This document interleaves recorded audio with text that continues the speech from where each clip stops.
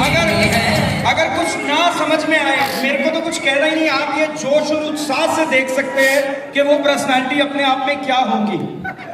Already एक व्यापारी family से, बिजनेस फैमिली से बिलोंग करते हुए उन्होंने 17 साल में नेटवर्क मार्केटिंग में नए आयाम स्थापित किए और आज अपनी कंपनी के टॉप इनकम अर्नर में से एक हैं। और none other than his name is, please welcome Mr. Gaurav Gangulia.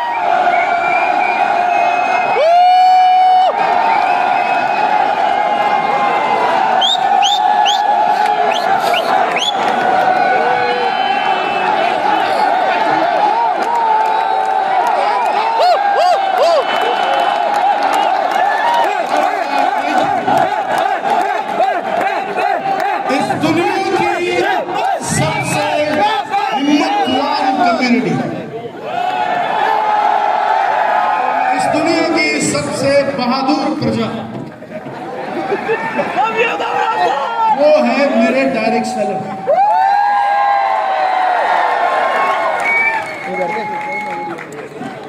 मैं 17 साल से, अब बोल लो, पहले बोल लो।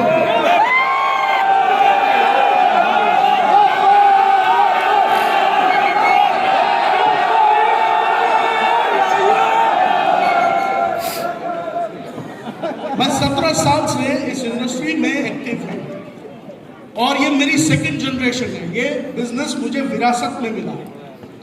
My father was also a proud network marketer, direct seller, और शायद वो अपनी जनरेशन के एक ऐसे लौटे बाप थे जिसने चाहा कि मेरा बेटा भी डायरेक्ट सेलिंग में जाए। तो ये बिजनेस ना मेरे दिल के बहुत करीब है और जब भी मैं किसी डायरेक्ट सेलर के ऊपर नजर पड़ती है मेरी, किसी डायरेक्ट सेलर को देखता हूं ना, तो एक बाप जैसे अपने बच्चे को देखकर खुश होता है ना, उतनी खुशी मुझे एक डायरेक्ट सेलर को देखकर होती है।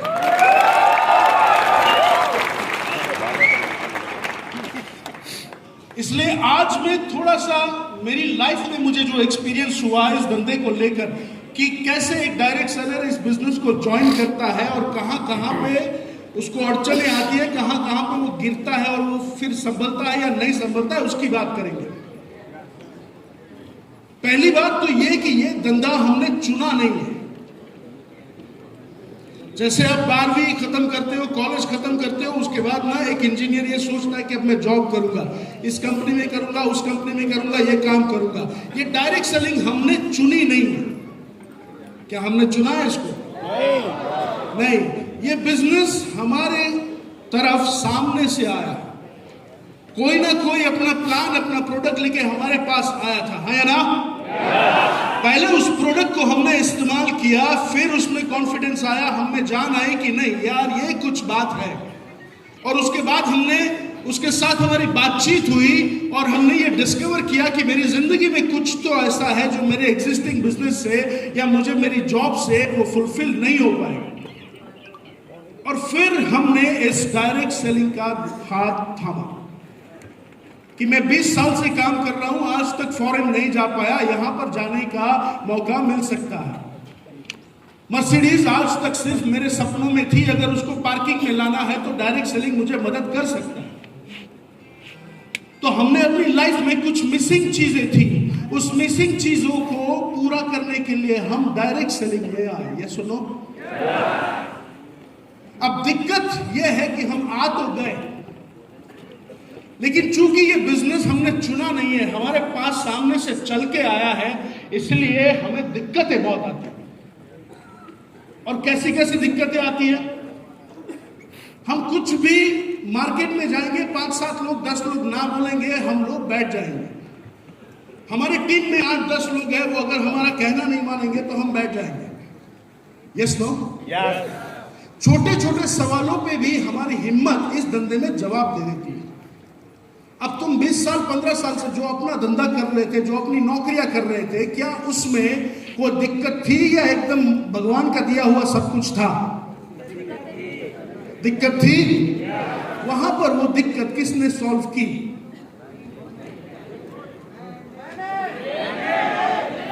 इधर वो मैंने किधर जाता है?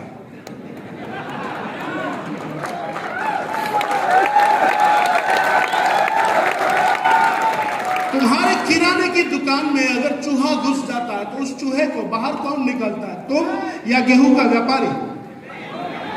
तो इधर गेहूं के व्यापारी का इंतजार क्यों करते हो?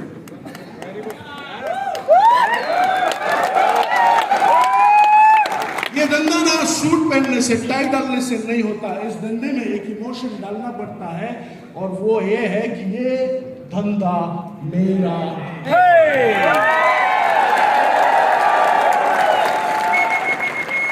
धंधा मेरा है। जिस तरह तुम अपने बच्चों की ओनरशिप लेते हो ना कि ये बच्चा मेरा है, इसकी जिंदगी में खुशहाली आए, इसकी जिम्मेदारी मेरी है, उसी तरह ये धंधा चले, इसकी जिम्मेदारी मेरी है।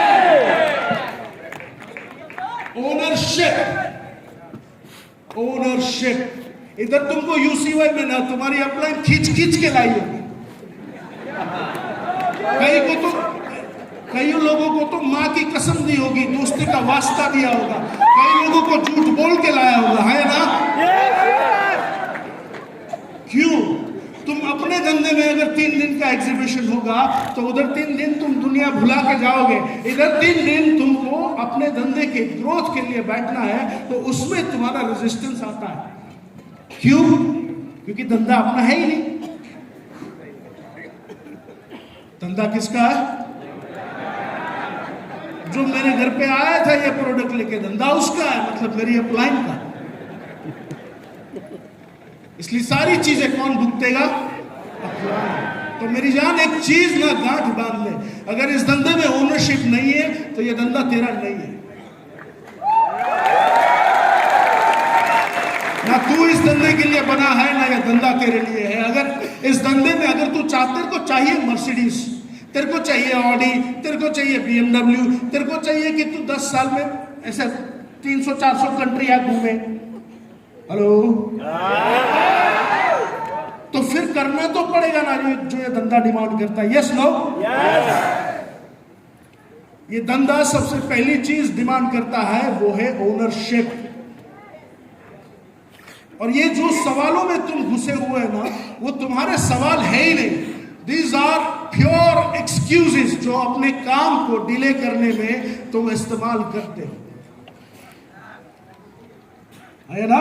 तुम अपनी मेहनत को डिले करने के लिए कुछ बहाने जो क्रिएट करते हो ना, वही तुम्हारे ये सवाल है। जिस तरह तुम अपनी जिंदगी की जिम्मेदारी लेते हो, उसी तरह इस धंधे की भी जिम्मेदारी लेनी पड़ेगी।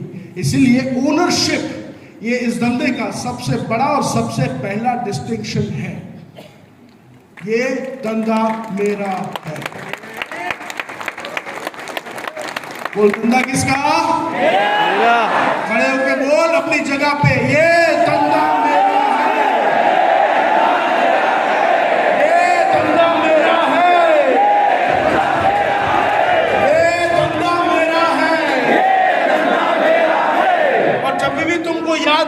अपलाइन का धंधा है उस टाइम ना अपनी शादी को याद करने का।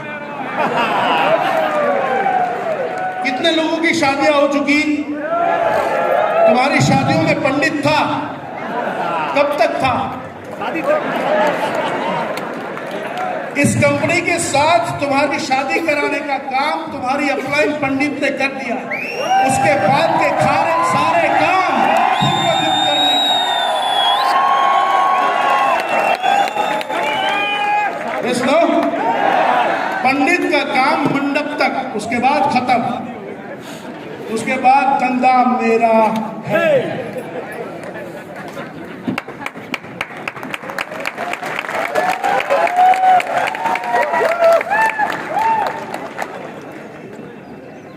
जब ओनरशिप जब तक नहीं आती ना मेरी जान, तब तक इस धंधे में तू जान नहीं डाल पाएगा। तेरी अपलाइन तेरे साथ हमेशा से है। इस दुनिया में सिर्फ एक ऐसा प्राणी है जो चाहकर भी तुम्हारा बुरा नहीं चाह सकता, वो है तुम्हारी अपलाइन, है ना? तुम्हारे घर वाले चाहेंगे कि ये ज्यादा टाइम बाहर ना घूमे, ये वो करे, ये पुराने धंधे में वापस चला जाए, या फिर ये अपने कंफर्ट जोन को ना तोड़े। लेकिन इस दुनिया में एक ऐसा शख्स है जो लगा पड़ा है तुम्हारी जिंदगी बदलने के लिए, और वो है तुम्हारी अपलाइन। और तुम उसी अपलाइन के सामने पड़े हो। दुनिया में सब कुछ करने का, जो अपलाइन बोले वो नहीं करने का, है ना? So surrender to your upline. Upline का इस्तेमाल खुद को डेवलप करने के लिए करने का। अपलाइन खींच के मार्केट में ले जाने के लिए नहीं बना है।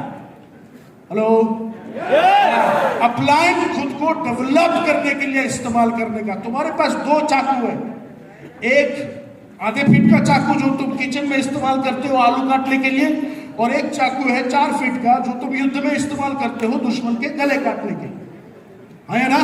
तो वो 4 फीट का जो चाकू है जिसको हम तलवार बोलते हैं, उसका इस्तेमाल कहाँ किया जाना चाहिए? युद्ध में, है ना? और तुम उसको किचन में उससे आलू काटते हो। इसलिए अपलाइन का इस्तेमाल खुद के डेवलपमेंट में है। मुझे जो चीज नहीं आती वो मैं कहां से सीख सकूं, वो अपनी टीम में कैसे दे सकूं, वो डुप्लीकेशन कैसे कर सकूं, वो रोल अपलाइन का है। मुझे सिखाने का रोल अपलाइन का है। ये नहीं है कि मैं इधर बैठा हूं तुम आके कर जाओ सबके साथ, वो ओनरशिप नहीं है ना? तुम बोलोगे कि यार मैं माल तो बेच सकता हूं, मैं डुप्लीकेशन नहीं कर सकता, दैट इज नॉट ओनरशिप। ये धंधा करना है तो सीखना पड़ेगा, वो करना पड़ेगा। तुम बोलोगे कि यार मेरे को 3 आदमी ला के दे दो, मैं उसको डुप्लीकेट करवा सकता हूं, मैं माल नहीं बेच सकता, नहीं, करना पड़ेगा। Everything you have to do. Hello, दुनिया का सबसे आसान बिजनेस है डायरेक्ट सेलिंग, लेकिन सबसे बड़ी दिक्कत क्या है मालूम? सबसे बड़ी दिक्कत यह है कि हमको इस धंधे का ऑटोमेशन जो है वो चाहिए, इस धंधे का डुप्लीकेशन चाहिए, इस धंधे का कंपाउंडिंग चाहिए, लेकिन करना कुछ नहीं। बस मैं आ गया हूं, मेरी अपलाइन पे मैंने जो चाहा था वो उपकार कर दिया, अब जो है वो अपलाइन करेगी। नो, इस धंधे का ownership and surrender to your upline. एक ऐसा आदमी जो तुम्हारा बुरा कभी नहीं चाह सकता, उस आदमी को सरेंडर नहीं करोगे तो किसको करोगे? सो सरेंडर टू योर अपलाइन। वो जो बोले वो करने का। वो बोले कुएं में कूद जा तो कूद जाने का। आई एम श्योर वो कुआं 4 फीट से गहरा नहीं होगा, क्योंकि अगर हमें कुछ हो गया तो नुकसान तो अपलाइन का ही है ना? इसलिए वो कोई ऐसी चीज नहीं करवाएगा जिससे हमें नुकसान हो। इसलिए सरेंडर टू योर अपलाइन 100%। वो बोले उठ, उठने का, वो बोले भाग, भागने का, वो बोले रुक, रुकने का। People are awesome and extraordinary. Love your upline and love your team. People are awesome and extraordinary. उसको प्यार करना सीख, है ना? तो अगर 5-10 लाख रुपए महीना कमाना चाहते हो तो ये दोनों चीजें काफी। Ownership and surrender. अगर उससे ऊपर जाना चाहते हो तो आगे बात करें। Hello. So you know direct selling is like गन्ने का जूस। गन्ने का जूस पिया है किसी ने? हाथ ऊंचा करें। वो मशीन देखिए, गन्ने का जूस निकाल, उसमें एक तरफ से गन्ना जाता है ना, एक तरफ से गन्ना जाता है, एक नीचे से एक रस निकलता है, गन्ने का जूस निकलता है, दूसरी साइड क्या निकलता है? भूसा निकलता है। अलग अलग भाषा है, छिलके निकलते हैं, मोलासिस निकलता है ना। तो वो जो छिलके और मोलासिस जो है ना, वो हमारी ऑडी, BMW या फिर पैसा है जो इस धंधे से आएगा। इतना सारा आएगा कि हम शायद संभाल लेना। लेकिन जूस कितना निकलेगा? 1 गिलास। मजा किस में है? छिलके खाए कभी आपने? नहीं ना, जूस ही पिया हमेशा। मजा किस में है? जूस में। इस धंधे का मजा ऑडी, मर्सिडीज, BMW में नहीं है, वो तो बाई प्रोडक्ट है। अगर सीधे चले तो मिलेगा ही मिलेगा। इस धंधे का मजा वो 1 गिलास जूस है, जिसकी वजह से वो इस धंधे में बार बार आ रहा है, लगातार आ रहा है और मेहनत कर रहा है। और वो 1 गिलास जूस है लीडरशिप का जूस। हेलो। अगर मेरी 7 पीढ़ी, पिछली 7 पीढ़ी में तो ऐसा नहीं हुआ कि नाम पुकारे और 1200 लोग चिल्लाए, है ना। ये मजा ये धंधा देता है। 10 lakh, 15 lakh, 50 lakh is by product. लेकिन इस मजे को ना, इस 1 गिलास जूस के लिए ना, उस गन्ने के मशीन में से अंदर से निकलना पड़ेगा। अपने आप को बड़ा बनाना पड़ेगा। वो सुबह गौरव भाई ने एक डायलॉग याद करवाया था कि बाबू मोशाय, जिंदगी लंबी नहीं बड़ी होनी चाहिए, है ना। ये वो धंधा है जो तुम्हें पावर देता है कि तुम इतने इन्फ्लुएंशियल लीडर बनो कि लाखों करोड़ों लोग तुम्हारे जीने की दुआ मांगे, तुम्हारे लंबी उम्र की दुआ मांगे कि अगर इसको कुछ हो गया तो फिर हमारा क्या होगा। Yes no. ये लीडरशिप का बिजनेस है। और उसके लिए ना हर एक लेवल पे तुम्हें अपना वर्जन चेंज करना पड़ेगा। क्या करना पड़ेगा? Version change. तुम पहले दिन जो इस इंडस्ट्री में तुम्हारा था पहला दिन, अगर आज भी वैसा ही दिन है तो तुम वही कर पाओगे जो तुमने पहले दिन किया था। तुम्हारी कंपनी में अलग अलग रैंक्स होंगे, है ना। हाँ, उस हर रैंक पर एक नया लीडर जन्म लेना चाहिए। तुम्हारा करिश्मा हर लेवल पर नया होना चाहिए। तुम्हारा बर्ताव हर लेवल पर नया होना चाहिए। तुम्हारी पर्सनालिटी हर लेवल पर नई होनी चाहिए। अगर वर्जन चेंज नहीं किया तो यह धंधा तेरे किस काम का है? पैसे कमाने के लिए हजारों धंधे हैं। मर्सिडीज, BMW उन धंधों में भी आती है। हेलो। ये धंधा तो 1 गिलास गन्ने के जूस का है मेरी जान।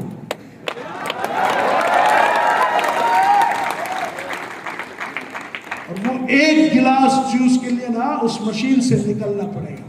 और प्रॉमिस है उस 1 गिलास जूस निकलने के बाद एक बोरी भरकर छिलके निकलेंगे।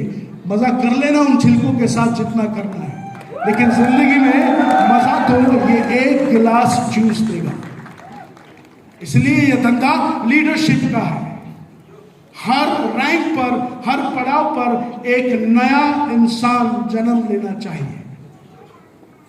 और इसीलिए ये UCY क्यों इस ऐसे प्रोग्राम्स को अटेंड करना चाहिए। कल कोठारी जी ने भी कहा कि माहौल में रहो, माहौल बनाओ, माहौल में लोगों को लाओ।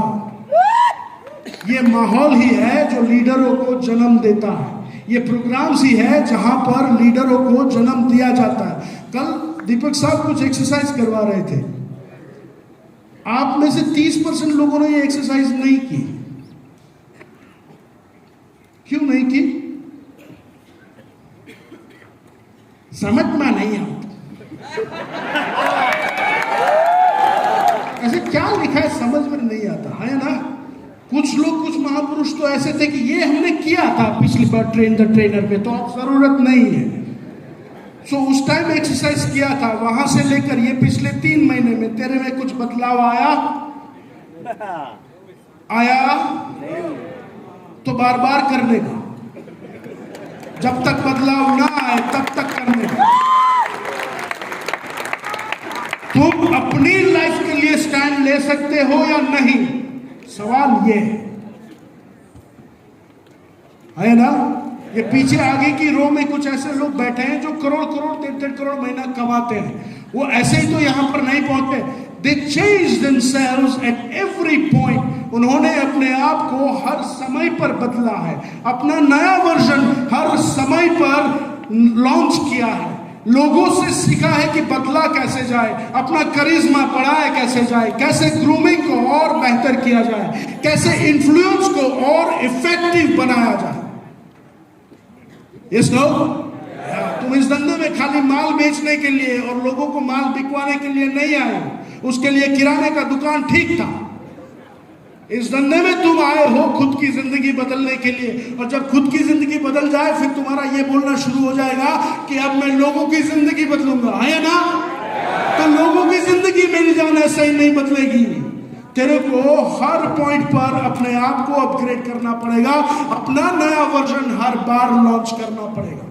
इस बार यूसीवाई में तेरे को ऐसा खींच के लाया गया है, अगली बार तू 50 लोगों को और लेकर आएगा। यहाँ पर कुछ ऐसे लोग भी थे हैं जो पिछली यूसीवाई में भी थे और इस यूसीवाई में भी है।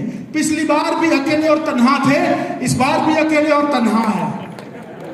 तो 1 साल में बाबू मुक्शाई किया क्या? हेलो, यहाँ कोई कथा तो हो नहीं रही है कि बड़ा मजा आता है कथा सुनने में तो हर साल चले जाए, नहीं। इस बार आया हूं स्टेटस के साथ, अगली बार आऊंगा नए वर्जन के साथ। इस बार आया हूं अकेला, अगली बार 20 लोगों को लेकर आऊंगा। इस बार आया हूं 50 के साथ, अगली बार मेरे नीचे 10 लोग 50-50 को लेकर आएंगे। So you have to change your version every time। और तब ये धंधा जो तुम्हें सलामी देगा, तब ये धंधा जो तुम्हें मौके देगा, तब ये धंधा तुम्हारे बगैर मांगे देगा। कहावत तो सुनी होगी, बगैर मांगे तो मां भी नहीं देती, है ना। ये धंधा देता है, ये धंधा देता है। बस तुम्हें करना वो है जो तुम्हारी टीम मांगे वो देना है। People are awesome and extraordinary. Love your people, love your people. तुम्हें उनके चेहरे में ना भगवान दिखना चाहिए, तुम्हें उनके चेहरे में अपनी माँ अपना बापू दिखना चाहिए, तुम्हें उनके चेहरों में अपने बच्चे दिखने चाहिए। Love your people. अगर नहीं होता है तो क्रिएट करना सीखो, but love your people. People are awesome and extraordinary. ये मौका, ये धंधा तुम्हें दे सकता है। अगर इस धंधे का जूस नहीं पिया तो ये धंधा तेरे कोई काम का नहीं है। तू ठीक था अपने किराने की दुकान में, लेकिन भगवान चाहता है मेरी जान कि तू ये जूस पिए, इसलिए तू और मैं दोनों इस धंधे में हैं। इसलिए तेरे पास गन्ने की मशीन ऑलरेडी है, तेरी अपलाइन सिस्टम ऑलरेडी सेट किया हुआ है। बस उसमें घुस, अपने छिलके उस तरफ निकाल, जूस इस तरफ निकाल, और मसाला इस इंडस्ट्री का। अगर जब भी कभी भी कोई प्रॉब्लम हो, वो प्रॉब्लम तेरे अंदर ही है, उसका सॉल्यूशन ढूंढ और आगे बढ़। ये धंधा माँ के जैसा है, तू मांगे या ना मांगे देगा। और बहुत प्यार करता हूं मैं इस धंधे से, बहुत प्यार करता हूं। और मैं ये इसलिए काम करता हूं कि मेरे बेटे का नाम राम है। जब वो कॉलेज खत्म करेगा ना, तब उसके पास 2-3 ऑप्शन होंगे। उस 3 ऑप्शन में एक ऑप्शन डायरेक्ट सेलिंग होना चाहिए। और मैं काम इसीलिए करता हूं कि सिर्फ राम के ऑप्शन में नहीं, दुनिया भर के करोड़ों लोगों के बच्चों के ऑप्शन में डायरेक्ट सेलिंग होना चाहिए। चलिए वो इज्जत इस धंधे को वापस दे, वो ताकत इस धंधे को वापस दे, लेकिन उसके लिए हमें मजबूत बनना पड़ेगा। हमें सिर्फ टाई और कोट डालने से कुछ नहीं होगा, हमें अपना वर्जन बड़ा बनाना पड़ेगा, हमें अपना वर्जन हर बार अपग्रेड करना पड़ेगा, और उसके लिए लोगों को और खुद को दिखाना पड़ेगा कि पिछले समय से इस समय में मुझ में इतने बदलाव आए और इतना परिवर्तन मैं अपने में और समाज में ला पाया। मेरे साथ है तू, है ना? मेरे साथ है तू, है ना? सो अगले यूसीवाई में जब हम मिले ना, तब अकेला नहीं होना चाहिए, तब तेरे साथ 50-100 लोग होने चाहिए, और 50 साल ना हम मजबूर करेंगे कि अब दाल कटोरा नहीं चलेगा। इसमें सीटें थोड़ी सी कम है, 7-8 हजार और सीटें चाहिए। क्यों ना 10,000 फैमिलीज को हम इधर बैठाएं। उन 10,000 इस साल कसम खाता है कि कम से कम 10,000 फैमिलीज में इस डायरेक्ट सेलिंग के धंधे को एस्टेब्लिश करेंगे, उनके सपनों को पूरा करने में मदद करेंगे, और उनको एक बेहतरीन जिंदगी की शुरुआत इस साल में कराएंगे। कम से कम 10,000 लोग, और वही 10,000 फैमिली में से एक एक बंदा अगले साल इधर बैठा होगा। मेरे साथ है तू, है ना? है ना? आखिरी बार खड़ा होकर मेरे साथ बोलेगा, धंधा किसका? ये धंधा किसका?